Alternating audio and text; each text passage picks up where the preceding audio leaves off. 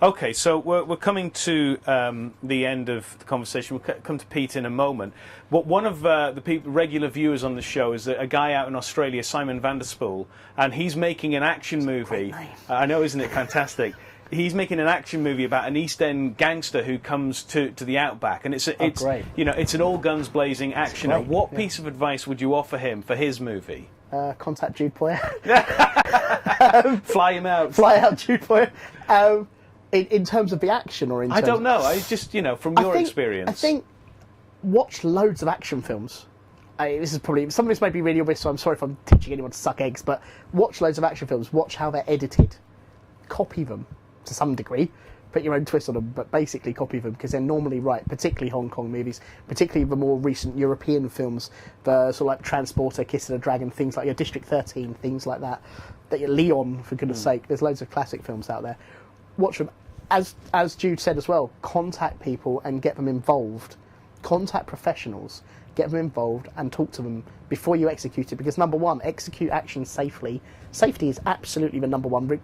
I think Jude was talking about a stunt person is not a daredevil. It's not the same thing. If you need someone to do it 4 or 5 times, you need the right person to do it. Speak to the professionals. They'll help you in ways you probably won't expect. Get that advice before executing it, or before deciding you can or can't do something. Right. It will change everything. Okay.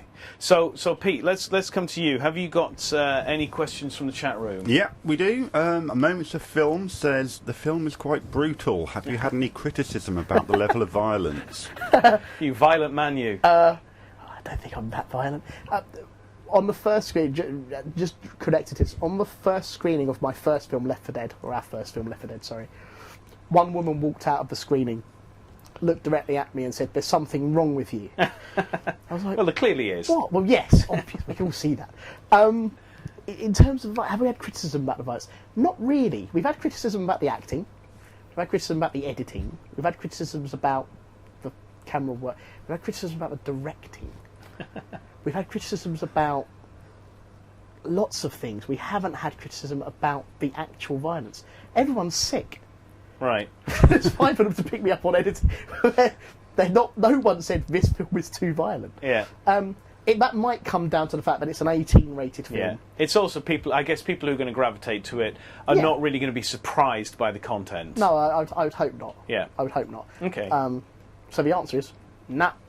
Pete, any other questions? Yep, Adam T. Davis wants to know what you're doing next, and Rome Barcelona wants to know, does your next film have a bigger budget, considering how successful 10 Dead Men proved to be? Ooh. There's 2 things, there's a few things to talk about this, but briefly, I'm finishing off my third feature, which is sort of a no-budgeter, although it's much bigger in scope and completely different from my first 2 films, and it's called Warrior-S, so watch this space. Warrior-S? Warrior-S. It's, very simply, it's a Red Sonja Xena type film, right, which we've mostly filmed in Guernsey and in Surrey, with some amazing female martial artists, gymnasts, stunt people, and there are men as well. And I'll defy people to believe right here and right now that it was made for virtually nothing. Same sort of budget, don't get me wrong, not no money, but I'd like people to pick us up on that and see what they think. That's one thing. And then, all being well, this summer, with lots of fingers crossed, I do have my first film with a budget. I'm just worried I've just jinxed it. But that's coming up. Right. And I am very excited about that. Fantastic. Okay. Any other questions, Pete? I think that's pretty much it. Okay. Everything else has been asked. Okay, fantastic. So, we're going to come to the final questions that I ask everybody. What mistakes did you make making 10 Dead Men? Mistakes. We shouldn't have delivered for MIP. We should have delivered for Cannes. We had the understandable pressure. In the end, IFM have sold the film.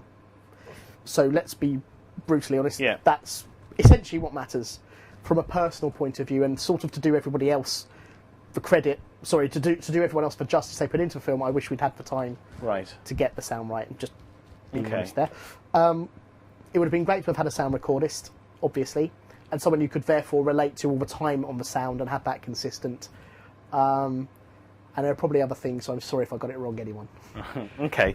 Final question I ask everyone. What advice would you offer an emerging filmmaker? this will sound kind of brutal.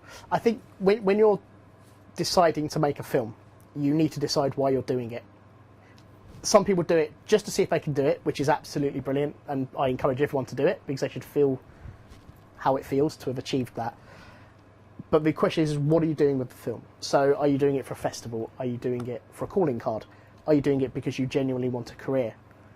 And then aim your efforts towards that. Do your research on your, if you like, your final output. Right. Or your intended final output. And then focus everything on doing it. It sounds a little bit martyr-like, and I don't really want it to be like that, but you have to give up. If you're very serious about it, you have to give up a lot of stuff. But you have to know why you're doing it. I don't regret giving up anything to do it. I really don't. The worst day filming is 100 times better than any other day I've spent doing anything, and I totally from the heart, because filming can be hard. But I think you really have to decide why you're doing it, and then dedicate yourself towards that appropriately. And there are a lot of people who do for a while and then understandably fall away, and that's fine, that's going to happen. But definitely think about it and make it a conscious decision before you do what you do. Right. Fantastic, Ross. Brilliant advice. Well, thank you for coming into the production office and sharing your exploits, you know, destroying people, well, you didn't break any arms, but... kill anyone. No, not but having lots of fun, I guess, because I know what it's like, because having made an action movie as well, I know it's a huge amount of fun. And we look forward to seeing what you come up with next with Warrior S.